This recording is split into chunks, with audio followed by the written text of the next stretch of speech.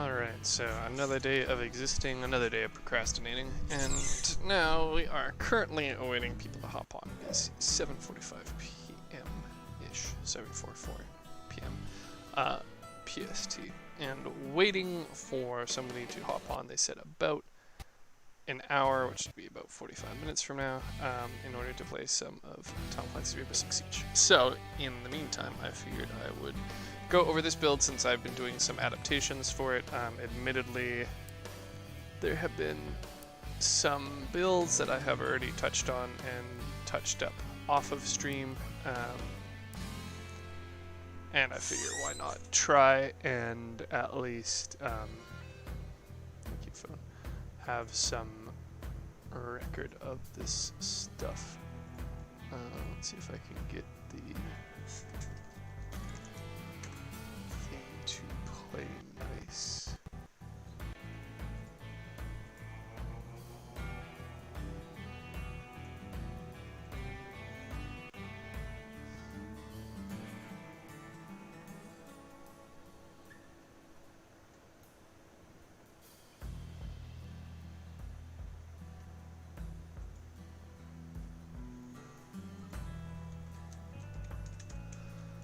And I will just get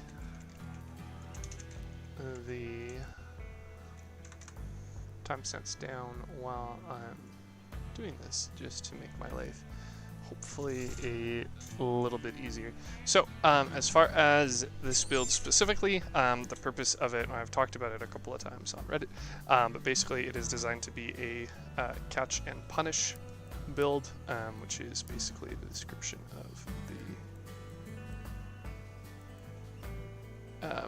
lunatic engine, but in any case, very much going with that in stride. So basically, the Yokozuna cabin, which I got from the Syndicate Battle Pass, Neon Dawn Battle Pass, last season's Battle Pass, however you want to look at it, is a very interesting heavy cabin because it is not one of the Steppenwolf ones, which means that whilst it does not benefit from the Hans co-driver plus 5 kph, it starts with 65 kph, so it is actually equivalent to the Icebox in its default movement speed, and its perk is also pretty insane.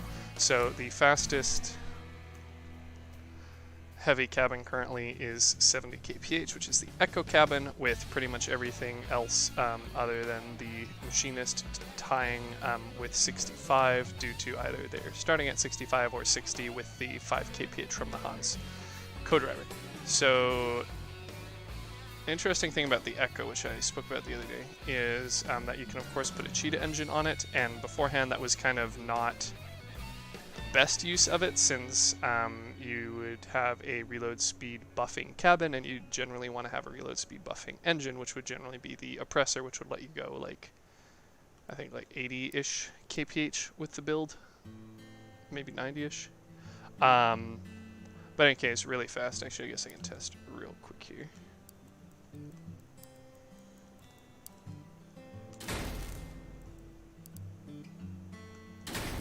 I always forget that this cabin is 6 wide. Although, to be fair, most cabins are, so you'd think I would have figured it out by this point.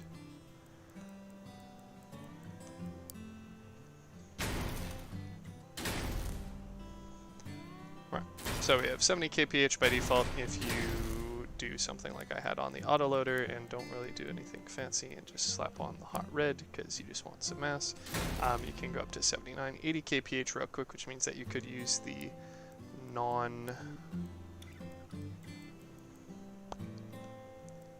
lame hovers, not the heavy hovers, but the speedy hovers, which go 80 kph, so this would leave it at 79, but you can go all the way to the plus max speed engines of significant value. So the Hot Red is 13%, the Golden Eagle is 8%, the Colossus is 7%, and then the Oppressor is 17%, and the Cheetah is maxed out at the 20%. So you can slap on the Oppressor, and that's traditionally what was done if you wanted a speedy Echo build, or at least that's what I did, because with its old perk of plus 30% reload speed, when you go up to 80 kph, this would let you have effectively 80 kph whenever you're, 80% reload speed while your engine was procced, which is pretty crazy. So again, you can see it's about 82 kph, so only slight gains over the other one, which makes sense because it's only a 4% cabin speed bonus difference. And then if you went the cheetah route, which again I normally didn't, but you could, you can almost hit up to 85 kph. So it's pretty much the fastest you can go just permanently as a heavy cabin, unless you want to slap on a bunch of boosters, which is generally not a good idea. I mean, even on cockpit builds, it's arguably... I mean, like, sorry, a cockpit build is the only one that it makes sense to do it on, but most of the time I feel like you're just better off using a non-cockpit build. But in case, you can see I can hit well over the speed limit if I have the Echo cabin with basically no armor or weight on it. The least power draining wheels, so... But in any case, that's not the topic of today. Basically saying that this is the fastest cabin speed setup you can get. You could of course fuse the engine for the extra, I think it's like 1% speed bonus. What is it? Bonus to speed, 10%, so you'd get another 2 kph squeezed out of it if you were really feeling it. So you could do that. I guess it's not a terrible idea considering how these engines are generally pretty cheap. I don't know if I'd actually want to go down that route, especially because then you would not have the weight limit, which admittedly is kind of garbo the power limit, and the only other perk you'd get is durability mass or resistance to all damage, which are all kind of eh. So is fusing you know, multiple cheetah engines multiple times for the chance of getting +2 kph worth it? I don't know. I don't see it a lot. On the plus side, it is cheaper than most other epics, that being about half the cost. That's a bad example because that's not tradable, but right, epic, so yeah. Normally it costs about 1,000-ish to craft a purple, and so when you craft them in 2s, they're normally sitting around 500, and they can obviously go up, as you can see, to about the 1,500 mark, or 750 for pairs of wheels being crafted. So that's an option. I have yet to do it. In any case, the Yokozuna is the speediest cabin, speediest heavy cabin due to its perk. So while I'm not sure of the actual value of it, and then of course I remember it's 8 wide, and then this is the wrong cabin. It's actually, so I remember it's 6 wide, and then this cabin is actually wider than normal. Also way taller than normal. It's actually 8 wide.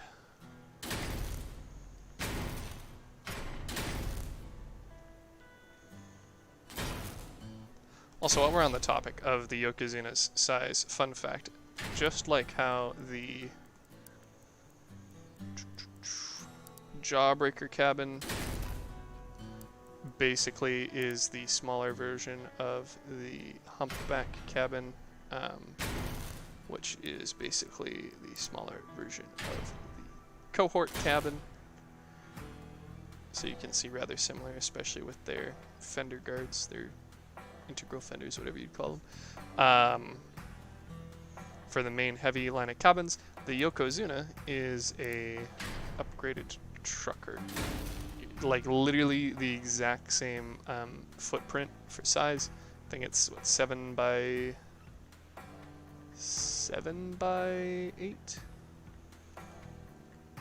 In any case, it takes up literally the same space. Although it does have this dumb like gap here that you can't actually put anything in. You'd think you'd be able to, because it's like a 1 by 1 by like 4, 5 hole in the build, with just this like small tube on either side, or sorry, on the one side, and then the other side doesn't even have tube. But alas, you can't actually put anything here, with some very small exceptions. But in any case, so the Yokozuna is the fastest capable build, I guess you could say, for the heavy class, just due to its perk. So they don't actually give us numerical values, but it does say that it increases max speed and power of you, and then you can send it off to an ally to give them a power bonus, and if they're heavy cabin, also a speed bonus. So just by default, as you can see, it's only 65 kph compared to the Echo.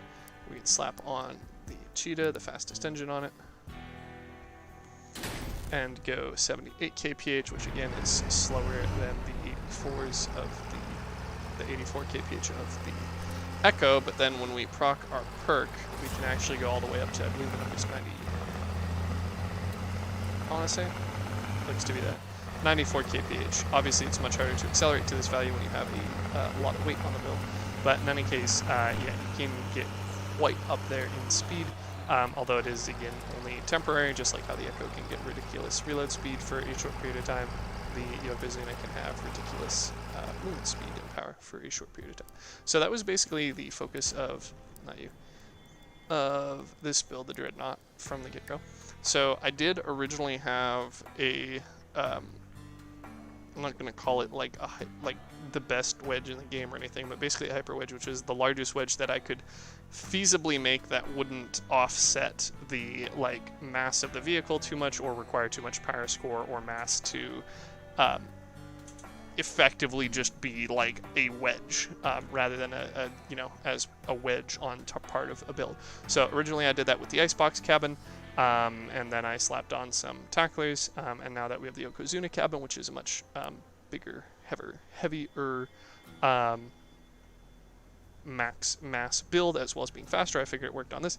So for what it's worth, I don't actually use this in PvP, not the least of all because I have the frontal rocket launcher, the rocket launcher trial complete, but also because wedges are by the literal dev's explanation, an exploit in and of itself, and something that they are probably, hopefully, maybe going to fix soon-ish. Like, they said that 6 months ago, and they, to my knowledge, haven't actually made any steps towards stopping it. So, yeah, we'll see about that. But in any case, I just was, admiring all the enormous wedges, especially of a one-hyphened player who runs a semi-truck with an enormous wedge as part of a fusion build and then has a gunner on the back, that I wanted sort of a, I guess you could say Warwick if you've seen Mad Max Fury Road, but basically a big old truck that can shove everything out of its way. So that was the purpose of this build. The Yokozuna's immense speed and mass limit meant that it worked great for the sake of catching up to things and shoving them out of the way, as well as being able to ram through or, around them. As far as what kind of followed with that, my original build with it was focused on, as I mentioned before, sort of a catch and punish approach. So that was looking at I just realized now I said I was going to do the timestamps as I was talking, and I definitely forgot to do that. Oh well, get to them later, maybe, probably. I lost my train of thought though. So I originally had this as a catch and punish build. So what I figured I was going to do with it, and I don't think I have it posted on the exhibition or anything anymore.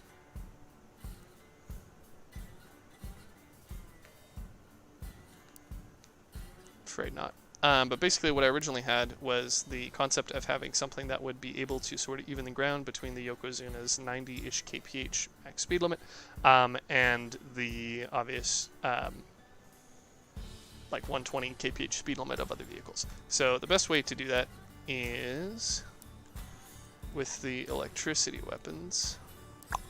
So you have 3 different flavors, as it were, for being able to do that. You have the Tesla emitters, which decrease vehicle power in the legendary tier and decrease vehicle power and speed. Oh, no, actually, sorry, that's reload speed. Yeah, what is this? This is speed and acceleration, and this is speed and acceleration and reload speed of enemy guns. Okay, yeah. So basically, you could go the Tesla emitter route, which slows the enemy's speed and acceleration. It says not considering the max speed of the movement parts, although I'm admittedly not sure what that means. You have the ability to use the Jiboko, which likewise reduces the power and maximum speed of an enemy armored vehicle. And you have the ever-forgotten Annihilator, which likewise reduces speed and acceleration, not considering the max speed of the movement parts. So, once again, I have no idea what that, parentheses area is, but in any case, all 3 of these, all of them use are electrical damage types, I think you could say. I don't know if that's actually factual. Energy damage.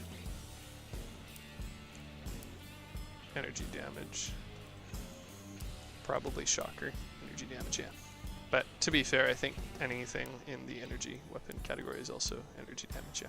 So in any case, just to differentiate between the plasma emitters and the plasma launchers and whatnot, although admittedly the assembly is also electrical weapon. Basically any of these shocky guys will of course function for slowing down enemies that are driving by. So the intention was having something that could slow down the enemy so you could catch up to them, having any sort of melee advantage once you're able to catch them, and prevent them from getting away. So to that end, I kind of decided that the best way to go about doing that would be using the Annihilator, since it is a drone that you can dispatch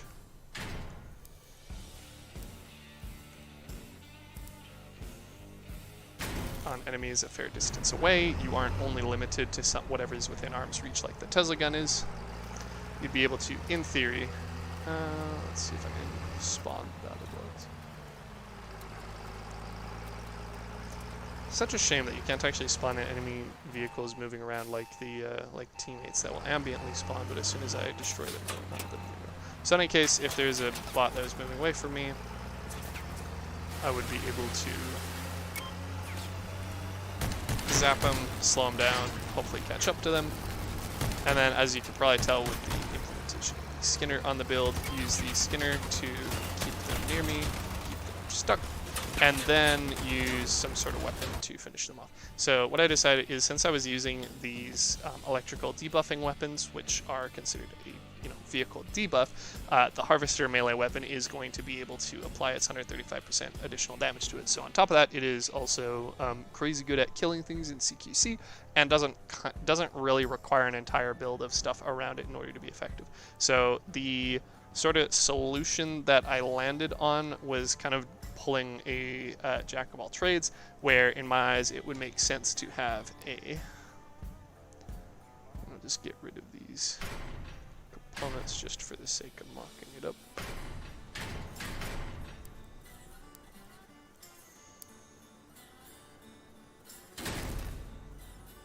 Excellent. So you'd have a Annihilator for targeting and slowing down enemies at range, which would also probably mean that you'd want a radar of sorts, I reckon.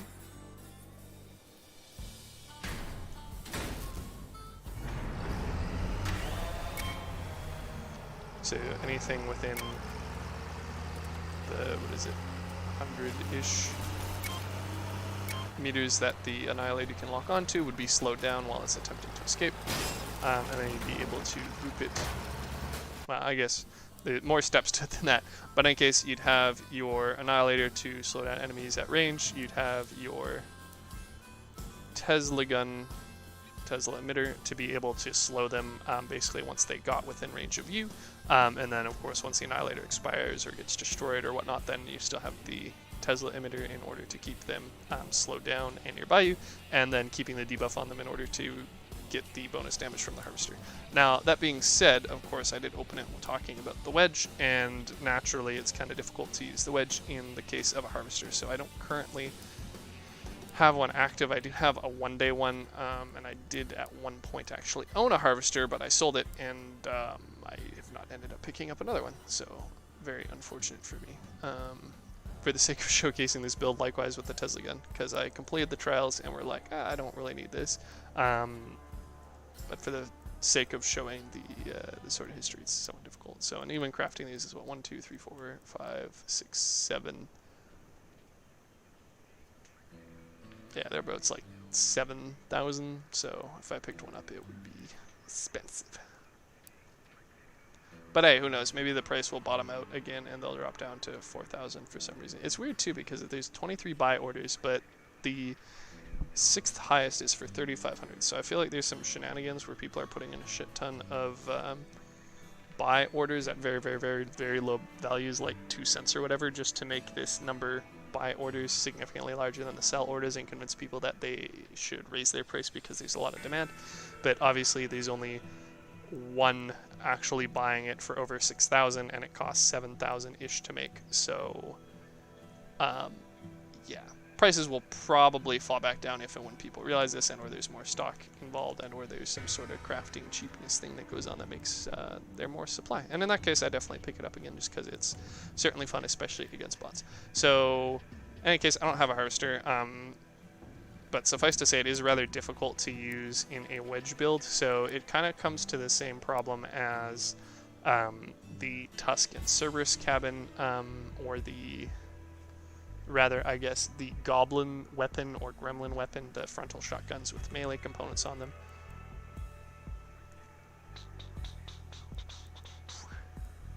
These guys.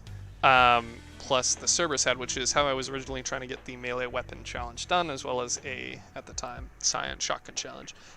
So it's hard to hit an enemy with a ramming weapon, but then continually grind against them with a non-ramming weapon. So in the case of my example was a Cerberus. Likewise, in the case of a wedge build, it's very hard to hit them with the wedge and then continually deal damage with the harvester. So I did play around with having it located vertically so that this would be on top of frames, and then the wedge would basically be in this direction. It would slide up and then get stuck on there. And again, mind you, I'm primarily doing this on bots, so not to say that they would, you know, make it, or sorry, they would make it significantly easier to try on them than on even PvP enemies, and in any case, I did not have a whole lot of luck with that. So because I no longer have the Harvester or the Spark, currently just has a wedge for the function of still being a rather formidable melee weapon, me being able to push enemies out of the way, / destroy them on contact in the easy raids, and also because, if I remove all these birds, you'll see I have more than enough mass and parts limit to do it anyway, so figured why not. But in any case, that would sort of be the economy for the objects. Of course, it works out too that the Cheetah offers decreased reload speed for the Annihilator. Sorry, decreased cooldown times, since every 100 meters you cover, it shortens it 15%, or rather gives it 15% charge short. So yeah, that's sort of the weapons premise. Like I said, for the sake of this build, it basically just has the 2 snowfalls, because once stuff is stuck on my wedges, I'm able to do lots of damage with them. They're very durable, so there's not a whole lot of risk of them being shot off despite being on the front of a vehicle. They're directly attached to the cabin, so there's even less risk of them being shot off via intermediary parts. And then I still have the Skinner in order to stay close to it. So the premise being with this build, and again, it's primarily just used in easy raids, being able to ram into something,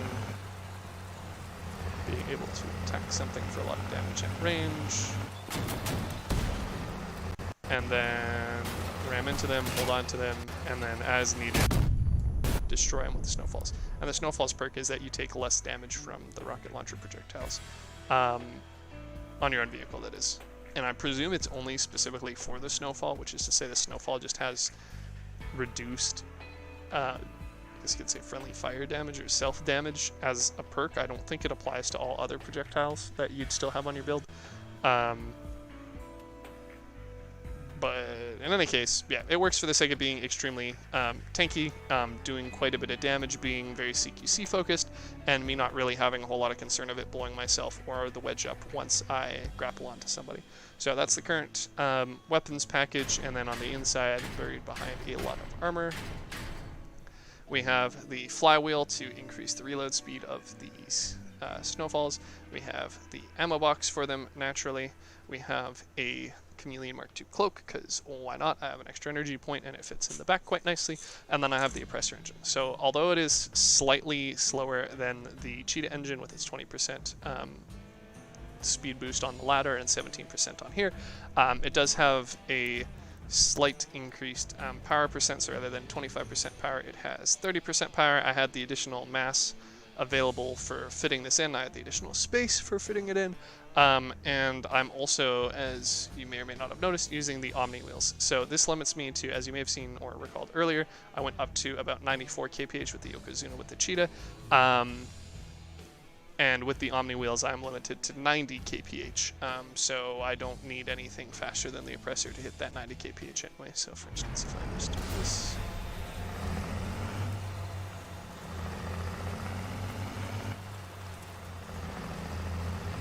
that even hit the limit before the speed ends.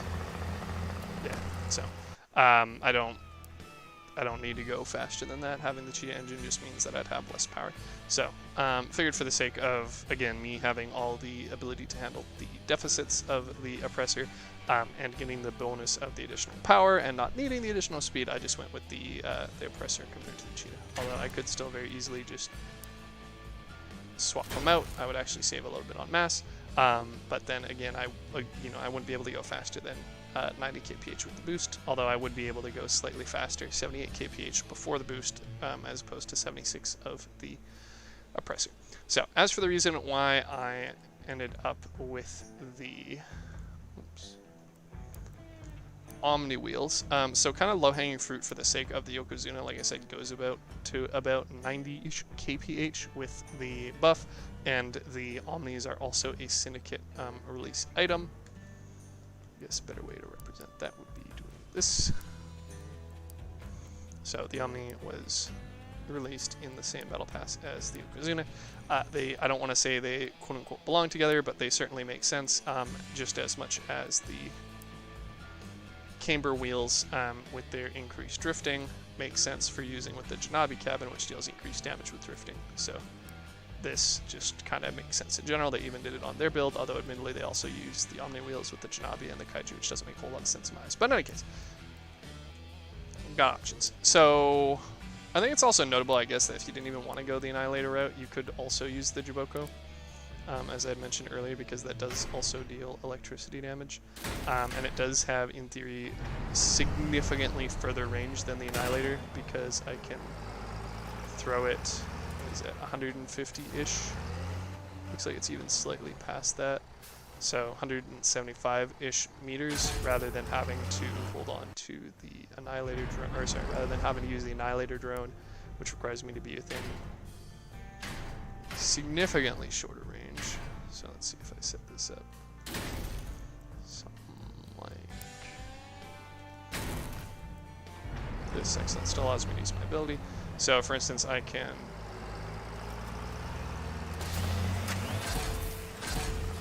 zap those guys far before I get within range with the Annihilator. That being said, I feel like there are a lot of benefits to the Annihilator, namely it follows an enemy, and if you have a wall hack radar, your teammate does, it's able to chase them around surfaces and through surfaces. I believe it stacks much quicker, and obviously it's much more difficult to avoid as a end user, insofar as like it can even just cancel cloak if you are getting zapped and trying to get away. Now that being said, I'm not so sure if you can cloak out of a Jaboko. I know it has a weird description where it says firing a trap doesn't take the enemy out of invisibility, but its attack does. So I have no idea what that means. Admittedly, I also don't use it or test it out. But that is an option in any case, and does also work with the reload schism of my current thing. But again, I'm just using the snowfalls instead.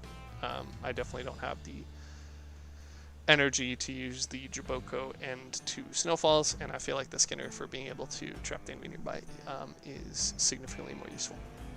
So for the rest of the modules, this sort of layout makes sense, but swapping to the Harvester and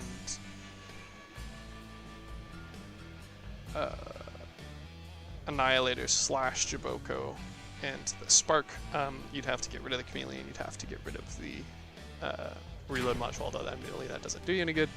So the only potential downside of that is if you get rid of the Chameleon, obviously you aren't going to be able to cloak, and you are going to be not getting the benefit of the cheetah engine on actually buffing that. But as far as the wheels, which is what I was actually trying to talk about, I did originally have a whole smorgasbord of wheels slapped on. So the original intention was to use Hermit wheels. The reason behind that is they are to my knowledge, best tonnage per power drain and best tonnage per mass available as wheels. I could be wrong on that, but that's what I recall. So the plan was to have 4 of the steering wheels, so 2 on the front, 2 on the back, and then 4 non-steering wheels in the middle. And that would give me a lot of tonnage without having a significant amount of mass. Now, because I didn't have 8 Hermit wheels just lying about, and you know, I still only have the 4 Hermit steering. You can see I don't have the non-steering here. I ended up using the twin wheels just as placeholders, and something very unfortunate came to my attention. Although it says suspension overlap, which is definitely not true at all for this specific problem, the Hermit wheels are actually larger than other wheels in width. I could not tell you why, because at a glance it seems like they're the same size as the twin wheel. Maybe it has something to do with the fact that when they reach a high enough kph for the perk to trigger, which is not going to happen when I'm grossly over tonnage.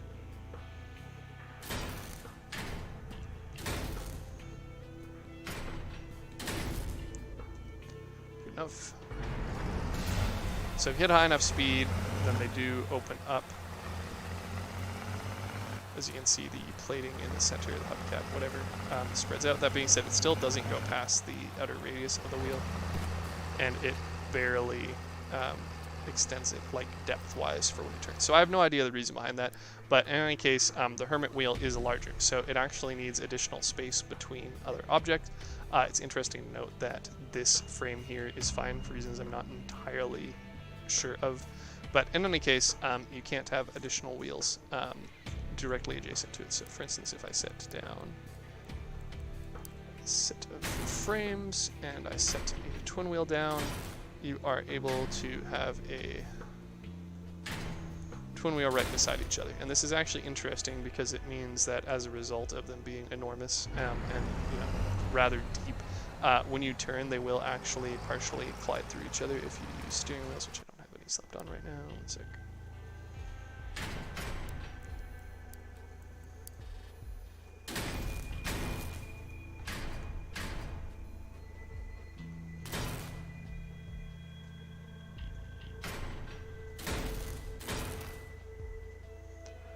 So I guess I may as well just do it this way, just to show what I actually had.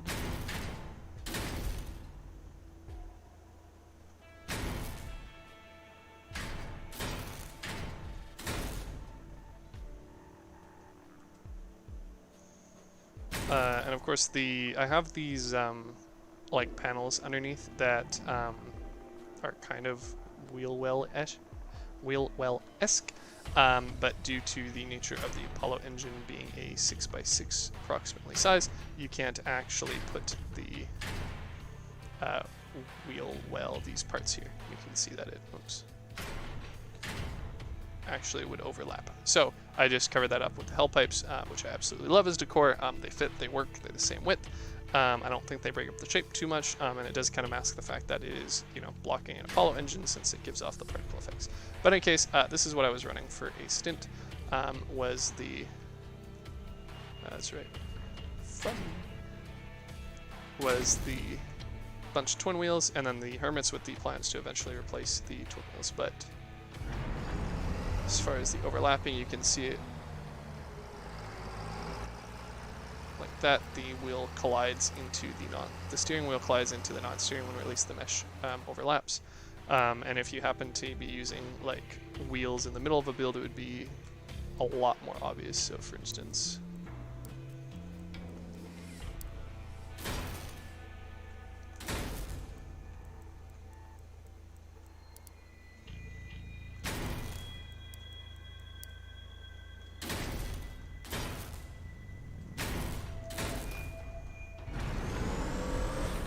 see they pretty severely overlap.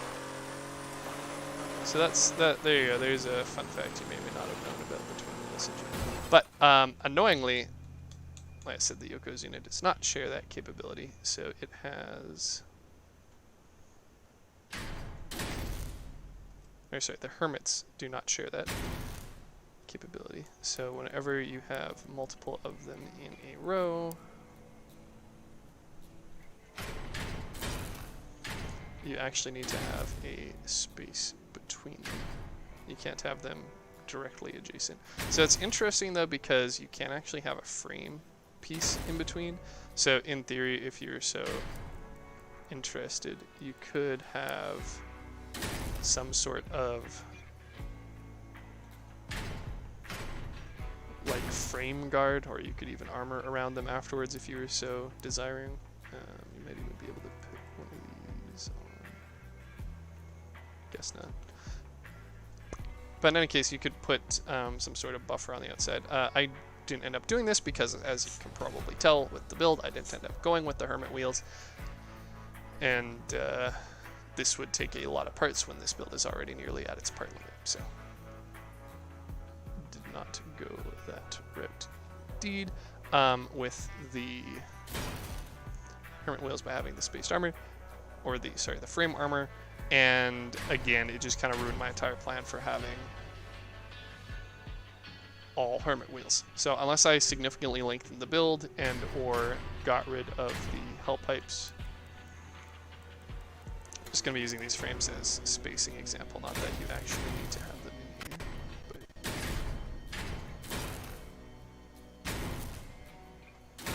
you can see I'd have to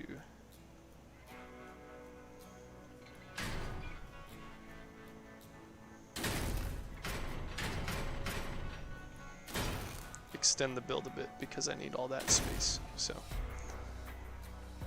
kind of sucks, especially because you have like I said, limited parts already, and I didn't particularly care to have to lengthen this all, especially because this is already an 8x4 frame, which means I'd have to put an additional frame or shunt back the other 8x4s to do something like that. Now I have a gap there. Is it the end of the world? No, but if I were in an ideal world, I'd be able to shunt this back 2, and then put 8x4 frames here instead of 6x4. But of course, having these Hermit wheels here also prevents me from actually being able to do that. So I just have this yucky gap. And, you know, the build is lengthened, and now I don't have the Nido hell pipes covering up the Apollo 4 or making up for this sort of wheel well armor. So fun fact, actually, just as an aside, I did actually become interested in this as a result of it's the polymorph pack, so that's what they did. Likewise with the APC wheels. And I do have my Yongwang build, which again is not actually uploaded because I haven't uploaded the DODs. But basically I do have an APC build that does likewise has the APC sides as closing at the bottom, whereas this side is just open. As you can see, I don't actually have anything between all of these modules and the wheels on the side. I figured the Hermits did a good enough job of protecting them. And again, part limit concerns and build width concerns, I didn't want to space this out further, because if I take off the snowfalls, then you can see the wheels are already going to be the widest part of the build. If I brought it out another pip,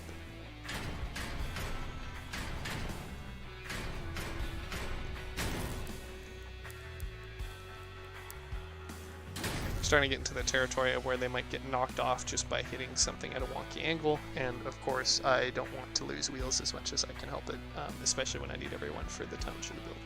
So my other options, after coming to the conclusion that the Hermits were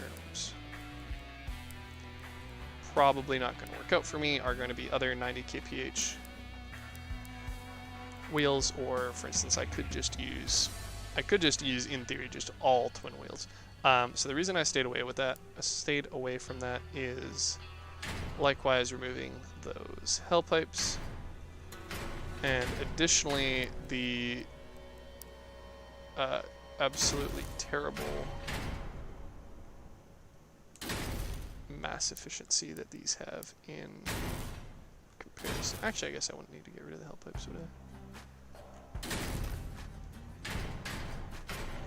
I'll keep those there for reference. So, for instance, if I had 4 Hermit wheels, they'd basically work as well as a twin wheel, because while the Hermit wheels are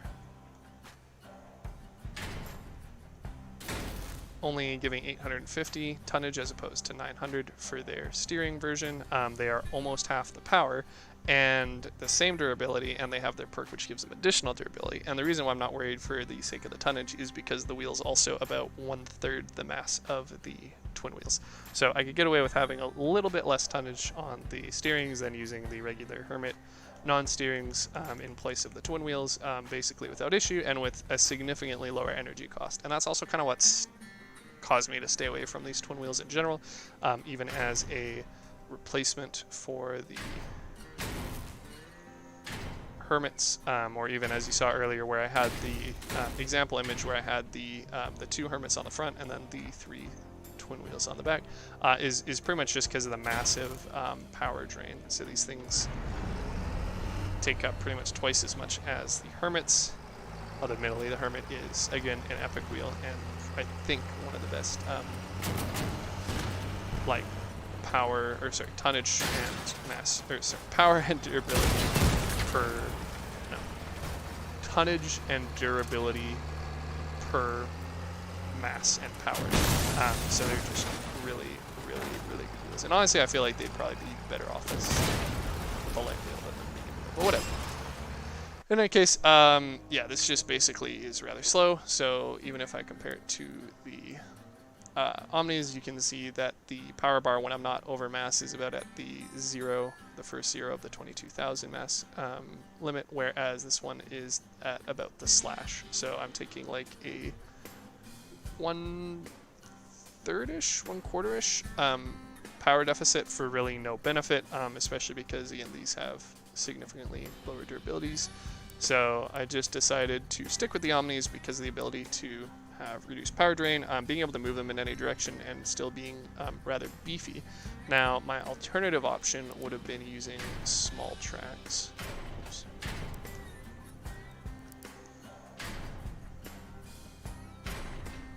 But these would again give me the hell pipes, which is just an artistic thing that I'm hanging on to, not actually a viability concern by any means. They also have lower tonnage than the other options, which means I'd need more of them. As you can see, they already like take up the full length of the build, so I'd have to find some way to slap on some more. Even then with 8, they don't actually take it up to the limit, and perhaps more unfortunately,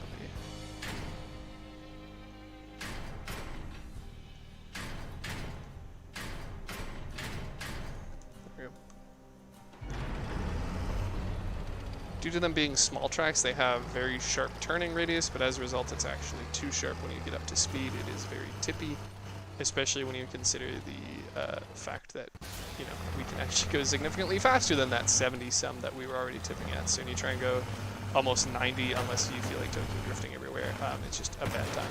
So the only reason I'm not tipping at the moment is because of the flails on the front of the build, which means that as soon as you lose those for whacking into somebody, then you are at severe tip risk. So for instance, if I just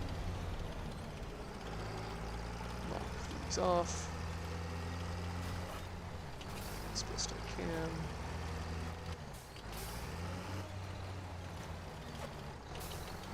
Interesting, I thought the melee cards would have been much more keen on destroying each other.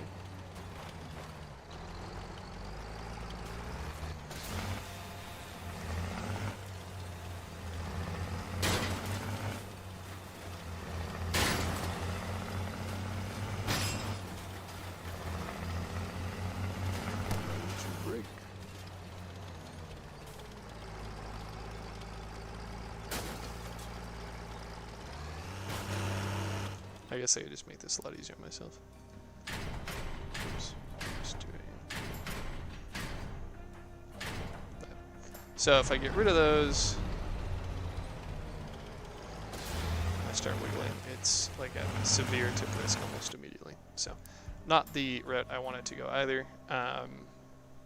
A lot of reasons for that. Basically, the only good thing about them was their durability, and then they are also 90 kph with the rather low power drain of 12 each. So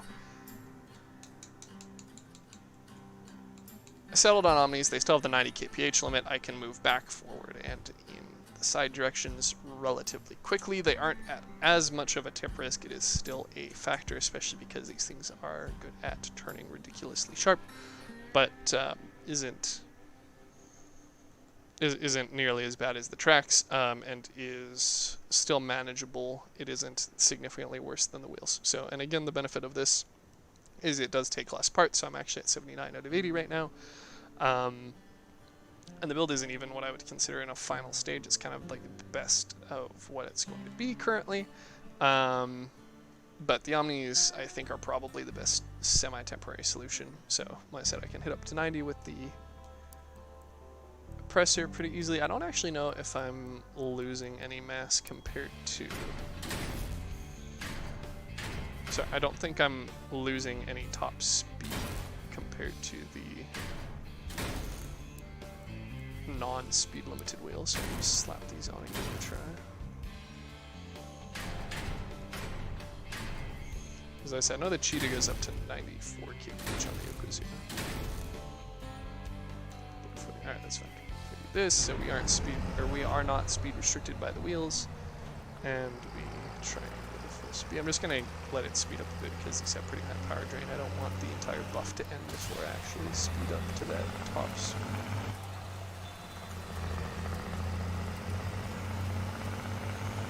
And as you can see, it's kind of struggling to do that due to the power drain on the wheels. Yeah, it looks like it's still about 90-ish, so again, with the oppressor, I'm not really losing anything by using those, and I gain quite a bit. So, for instance, for the turning, obviously they are much better at turning than most other things. You can even turn in place. You can go sideways if you want. You can go backwards if you want. You don't have any speed penalty for that like the wheels do. Pretty durable. And they don't take as much crazy amount of power as the twin wheels do. So there is still some tip risk. You can see I'm tilting not quite enough for the flails to come into factor, but still manageable. Plus I can also ensure that I do sort of the drift turn. I don't know what it actually called, but instead of going straight forward, if I'm going to make a tight turn, I can also move semi-sideways in that direction. So it tightens the turn without having me at risk of flipping. So for instance, if I take these flails off,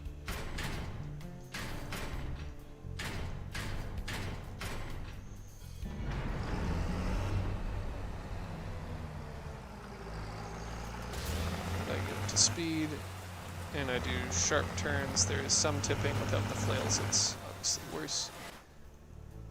But if I take a sharp turn and then drift in that direction, or whatever it's called, strafe in that direction, I guess, there's basically no problem unless I hold it for like multiple full rotations. So completely doable. That being said, of course, the build is at a tip risk, but that's kind of just the build in general as a result of it being so fucking tall due to the Yokozuna cabin, and as a result me having so much mass and armor up high.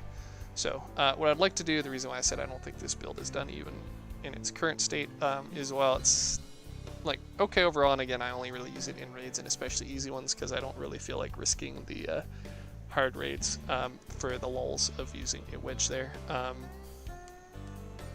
This build, it's not quite as armored as I'd like it to be. So for instance, if I open up top of the build, you will see that while it does do a pretty good job of filling up the space, there is still some, whoops, I definitely need to keep that.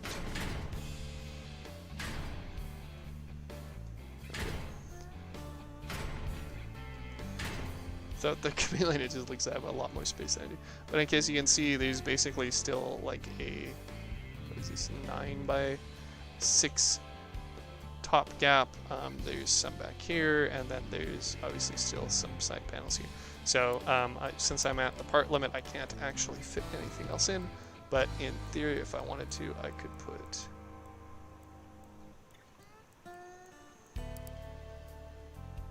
some airplane interiors in.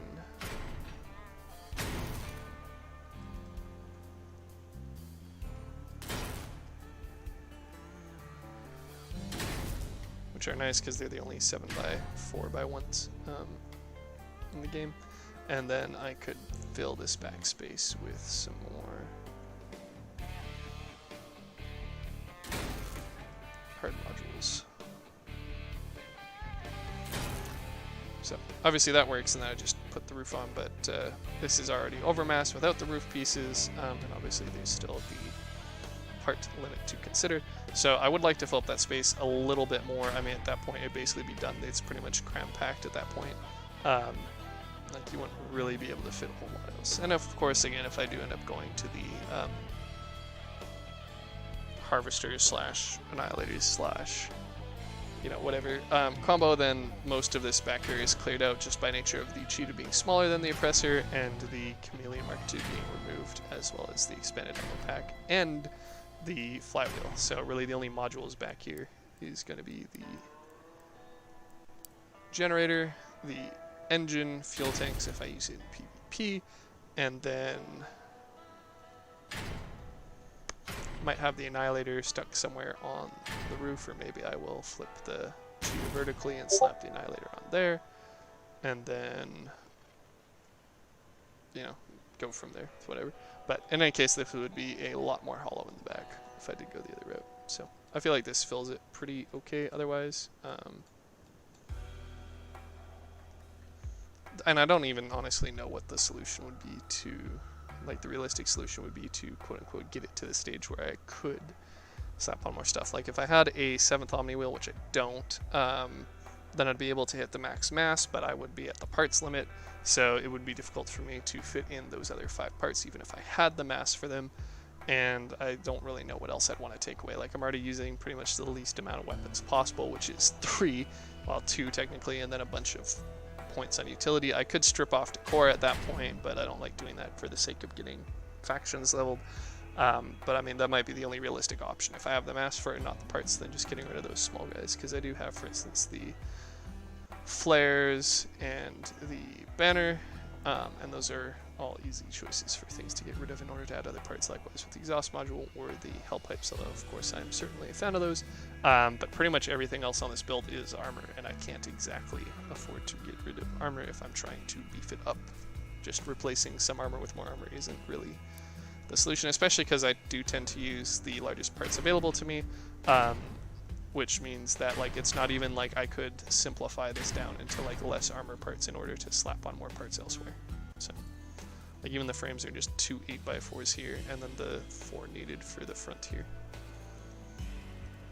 So yeah, that's the build. I do really like the slick look of it, especially with the sides here being all angled, using the observation pods from the Dawn's Children to kind of close off the bottom and top back of it. And the I mean, I don't want to say it's cheating to use Steppenwolfs, but almost feels like it's cheating to use the Steppenwolf parts, just because their slants are so good. The only real complaint for lack of parts that I have is probably just going to be these. Ideally, I would have something that has that sort of shape on the end, like the half octagon, but then like went flush was too wide, but unfortunately there isn't any currently. The closest I have would be something like this, but this is basically the 6 wide, 6 long version of it. So if I had something like that, you know, cut off down there instead of continuing down another 2 pips, that'd be pretty cool. But I don't think that part exists, so I just have the various 2x4 slants in the meantime. Just gonna double check. Like I know these armrests are new pieces that could like kind of achieve the effect, but they are a little bit longer than I'd care for.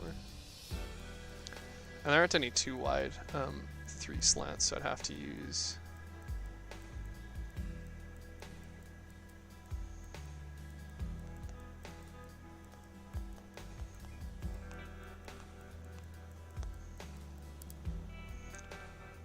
something like that, and then obviously it's still just too long for this back component here, and it, you know, replaces 1 part with 3, potentially 4 if I want to fill the gap that had. So not quite viable again, I'm afraid. Admittedly, I didn't try these, but they're probably going to have the issue where they leave the bottom open there, and it is less durability, so doesn't look as good, and it is less, has less structural integrity, so really no reason to go through with it. But hey, if the devs are watching this and are looking for a new part idea that's small and hasn't been explored yet, I think that would work. Sort of a 2x4 that's tapered on the edges. So basically a really small version of this game, I guess. Or obviously the buggy plate, which I already showed. And there are a few of the like 2x6s with the tapers. I think the like basic engineer parts have it as well, called like a side step or side guard or something. running board. These guys are also the same shape, but are, again, 4 wide and don't really fit because they are too long. But okay, so yeah, I think that's pretty much everything I want to touch on the build. Again, unfortunately, I did not get the chapters or sections for the video done as I had originally intended, but c'est la vie, life is disappointing. The person I was waiting on literally messaged me while I was doing this video to say, hey, I don't know how much longer I'm going to be, so, you know, it's life. But I figure I can probably sort of show the effectiveness of this build. So obviously, whilst 2500 durability is a lot, and especially with the plow on the front, plow's melee parts on the front, that is somewhat irrelevant against bots who always target the cabin, and do a pretty good job of it too, for what it's worth. So it's kind of, as I see it, not necessarily like a run down build sort of thing, but kind of an ambusher, which I guess witches sort of are in general, where it functions best, where it's able to get, you know, behind or beside.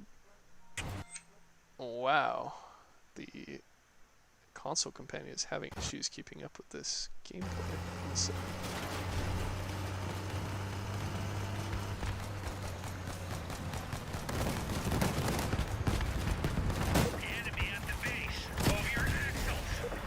that's interesting. I didn't realize that using the drone that's interesting.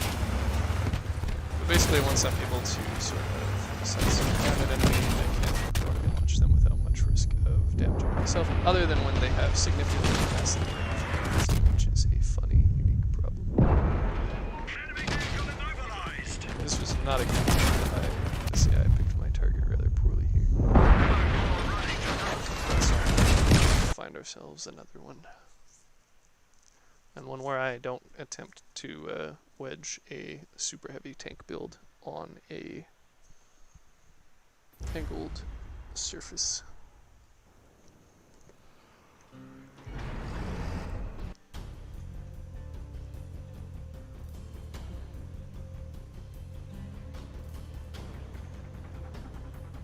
Actually, come to think of it, while the activation of the cabin ability canceled the stealth, I don't think stealth cancels it. So, for instance, if I'm just going to get this one up here first. So if I go up in speed, then I can cloak, and it doesn't seem to have any issues with that. It's just specifically when I actually activate it. Well, cloak that doesn't do anything. So, there you go. Pro tips and things. If you want to activate both, you got to do first.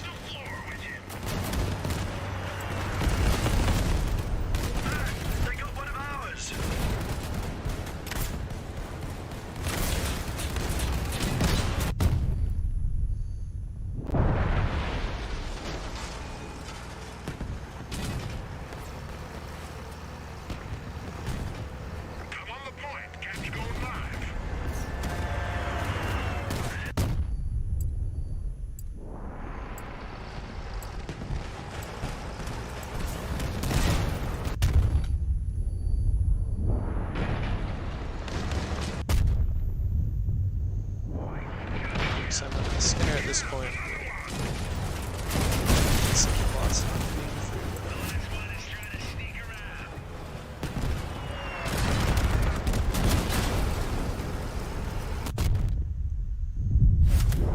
Shoving without worrying about the snowfall sort of. Probably do another match just as an example. Then at that point I'll probably conclude the stream and then cry many salty tears about not having somebody to play Siege with. And additional ones for not having done the timestamps as I had originally planned to.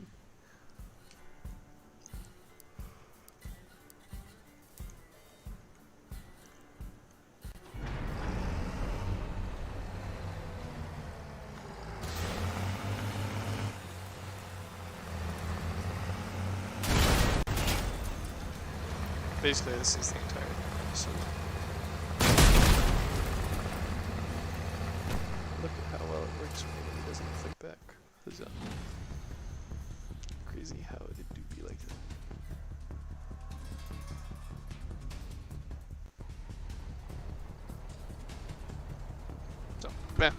basically, this is the best version of the build that I think I can handle / manage to create with the current restrictions on parts and speed and power, etc. Maybe if and when they add the tonnage changes, there'll be. I mean, I'm sure I'm probably gonna have to rework every single one of my fucking builds if the tonnage change goes through, if the wedge fix goes through. But in any case, for the time being, sort of a fun little, I said, sort of fearless build as per the name Dreadnought. It's kind of fun to zoom around and do easy raids and those.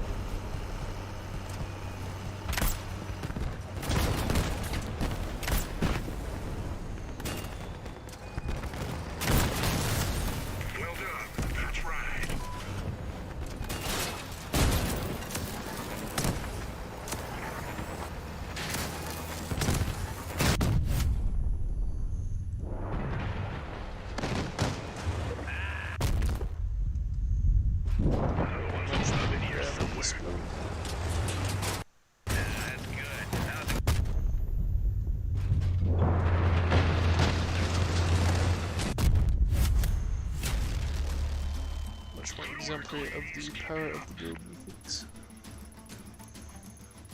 Yeah, so it's only in the top 4. Oh, well.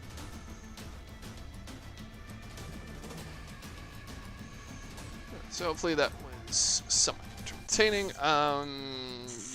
So without any radical change to any systems or balancing parts or whatnot, I'm probably going to be shelving the build. Like I said, I do use it still for some easy raids, just for making them rather quick. And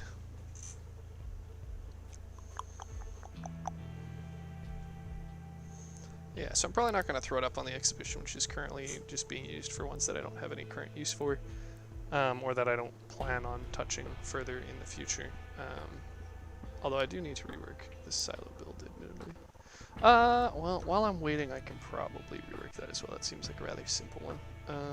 But yeah, the Stampede and the Fury are basically effectively done, you know, functional art builds.